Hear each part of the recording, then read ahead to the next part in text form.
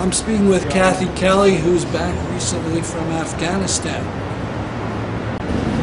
Kathy, where were you in Afghanistan? I started my trip there with two companions for Voices for Creative Nonviolence, going with helicopter jumps, compliments of the UN, to Bamyan. It's a province where things are relatively safe and calm. It's a place where a group of youngsters, they're called Afghan Youth Peace Volunteers, have organized themselves to do projects that, for instance, try to build some real relationship with people who are not part of their ethnic heritage. They're mostly Hazaras there. They've made wallets out of leather that they purchased after they raised funds, and they inscribed the Dari word for peace, sa, on the wallets, and gave them as gifts to youngsters in another province, or Pashto. They've really tried their best to be in touch with youngsters in orphanages and in other parts of Afghanistan to say, why not try to build relationships and put an end to the wars amongst ourselves. But then they also have really become quite well known within the U.S. peace movement. They do all kinds of Skype phone calls with various peace groups in the United States. That's how I first got to know them. Let me go back a step. When exactly were you there? I was there from October 11th until November 3rd. Now, Bamyan is, in a sense, a quiet place, but it's a place filled with memories of having... Let me interrupt you again, because our knowledge of geography is... What part of Pakistan? North Central. North Central, okay. But I just want to say that people there had fled from the Soviet invasion. Mothers and fathers could remember that. Fled from the Taliban. But I asked some young girls, did you ever hear of the date 9/11, September 11th, an attack that happened? They knew nothing about it. And then I asked them, did you know that in October 9 years ago the United States invaded your country? And they said, just we know that different groups come and invade us, and we are afraid we'll have to take our children and flee again. And people can remember, it's very steep in this small little village, they can remember that when they fled from planes and they grabbed the children and their grandparents, some people actually fell down the mountainsides to their death.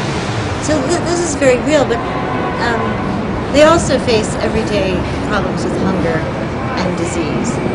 And there's an anger there. They work hard. They work all their lives long from the age of 5, and yet they can't break out of poverty. So these Afghan Youth Peace Volunteers have really tried through accepting microloans and supporting one another through building different small industries, a shop or buying a calf and fattening it, or one fellow is actually starting a potato chip making company to help one another get ahead. So that was very positive. But then we went to Kabul, and I think probably the most important message I can bring back is from people who live in a camp for internally displaced people.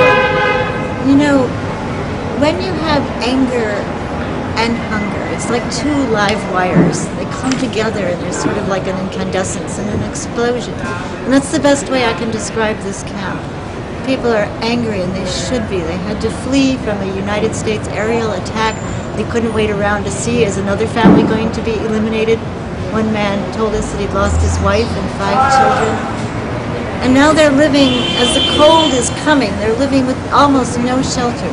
They don't have easy access to water. They cook in a kind of one cauldron over a fire pit, and that's all they have.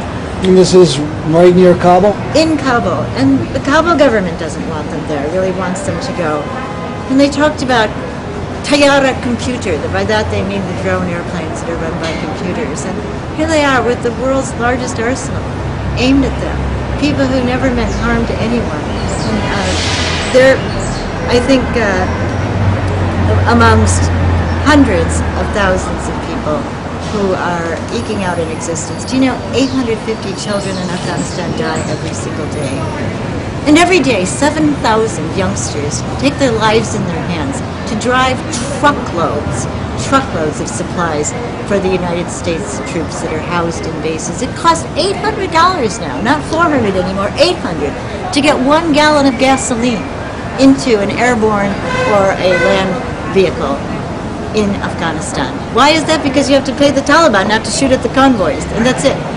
The corruption, the fraud, the waste, the ways in which wealth and productivity of this country has been poured into wars makes no sense whatsoever. We can't fix our problems with regard to healthcare and education and crumbling infrastructure here and keep pouring the money into the wars. It's just not possible. And there's not an articulate voice of leadership in the whole Congress that bought off a group of spineless people who won't stand up to the fat cats, that want perpetual war, that know how to use Petraeus as a shill for perpetual warfare. I want to thank you so much. It's very cold. Now, in the middle of a sea of blind followers of Israeli apartheid, young Jews disrupt with banners and shouts the speech of Israeli Prime Minister Bibi Netanyahu.